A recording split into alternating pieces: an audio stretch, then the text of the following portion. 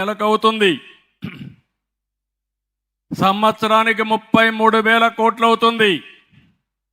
అయినా పర్వాలేదు. ఈరోజు ఈ నెలగన్ను చూశారు. ఒక వితంతు పింఛన్, ఒక వృద్ధాప్య పింఛన్, ఇంకో పక్క వితంతు పింఛన్, ఇంకో పక్క వృద్ధాప్య పింఛన్. ఒక్కొక్క ఇంటికి 4,000 అంటే సంవత్సరానికి 48,000 రూపాయలు ఈరోజు వాళ్ళకి నేను ఇస్తున్నానంటే వాళ్ళ జీవితంలో ఇదొక వెసులుబాటు అని చెప్పి కూడా నేను మీకు తెలియజేస్తున్నా. ఇప్పుడే ఆడబిడ్డ మాట్లాడుతున్న తంటూ మీరు ఈ 4,000 రూపాయలు ఇచ్చారు కాబట్టి నా కూతుర్ని కూలికి పంపకుండా స్కూలుకు పంపిస్తున్నాను, మీరు ఇవ్వకపోతే మళ్ళా కూలికి పంపించే పరిస్థితి వచ్చేదేమని బాధపడింది. అలాంటి ఒక మహత్తరమైన ఆశయంతో ఈ పెన్షన్లు ఇస్తున్నామని చెప్పి కూడా నేను మీకు తెలియజేస్తున్నా. అయితే ఇక్కడ ఇంకొక విషయం కూడా మీరు గుర్తుపెట్టుకోవాలి. ఈరోజు ఎవరైనా భర్తకు పింఛన్ వస్తూ ఉంటే, భర్త చనిపోతే నెక్స్ట్ మంత్ నుంచి భార్యకు ఆ పింఛన్ ఇచ్చే ఏర్పాటు చేశామని చెప్పి కూడా నేను మీకు తెలియజేస్తున్నా.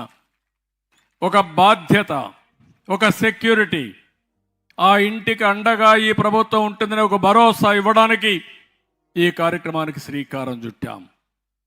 ఎవరైనా ఈ ఊర్లో ఉండి వేరే ప్రాంతానికి ఉపాధి కోసం పోతే పింఛన్ల కోసం నెలవారీగా వచ్చి అవస్థపడడం చూడడం కంటే నేను ఆలోచించింది, అవసరమైతే 3 నెలల్లో ఒకసారి వచ్చి ఎప్పుడు కావాలంటే అప్పుడు 3 నెలల పింఛను 3 × 4,000 12,000 ఒకేసారి తీసుకుని ఏర్పాటు చేశానని చెప్పి కూడా నేను మీకు తెలియజేస్తున్నా.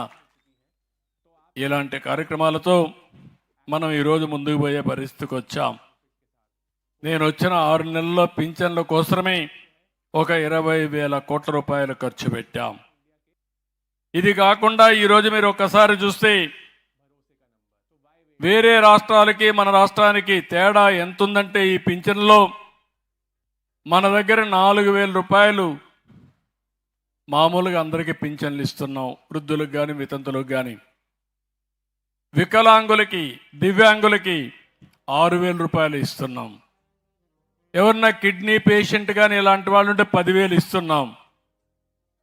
ఇంకా ఎవరైనా మంచం మీదనే ఉండి ఇంట్లో ఒకరు 24 గంటలు వాళ్ళకి సేవ చేసే పరిస్థితి వచ్చినప్పుడు అలాంటి పేద కుటుంబాన్ని ఆదుకోవడానికి 15,000 కూడా ఇచ్చాం. కానీ గడిచిన ప్రభుత్వంలో మీరు చూస్తే నేను ఏ ఉద్దేశంతో అయితే మంచి పింఛన్లు ఇస్తున్నానో ఇవన్నీ కూడా వికలాంగుల పింఛనని, బాగా వికలాంగుడు కానివాడి బాగా ఆరోగ్యం బాగుంటే కూడా పింఛన్ తీసుకొని వీళ్ళు దుర్వినియోగం చేసే పరిస్థితి వచ్చారు. నేను అందుకనే వెరిఫికేషన్ చేయమన్నాను. నేను ఇచ్చే ప్రతి ఒక్క రూపాయి పేదవాడికి జరగాలి, పేదవాడి జీవితంలో వెలుగు రావాలి. దళారులు కానీ మధ్యవర్తులు కానీ డబ్బులుండే వాళ్ళకి కానీ ఇది రాకూడదనే ఉద్దేశంతోనే ఈ వికలాంగులందరి దివ్యాంగులందరివి వెరిఫికేషన్ చేయమన్నాం. ఆ వెరిఫికేషన్ చేస్తే వాస్తవాలు వస్తాయి.